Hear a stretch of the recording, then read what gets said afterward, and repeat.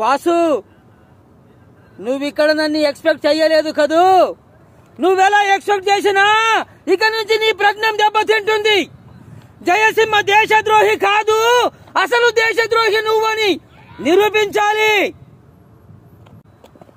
Sorry, నా మొదటి cinema నుంచి సినిమాకి 3 చొప్పున నీలాంటి వాళ్ళను 300 మందిని చూశాను. ఎస్, అన్యాయం చేసిన వాడి చేతులు నరకడానికి మా అన్న ఉన్నాడని నాకు ఓ చెల్లి ఎదురు చూస్తున్నప్పుడు నేను దాదాని. పేదవాడి కడుపులో ఉన్న అన్నాన్ని తీసుకు తినే క్యాపిటలిస్ట్ కాలర్ పట్టుకోవాల్సి వస్తే నేను డిక్టేటర్ని.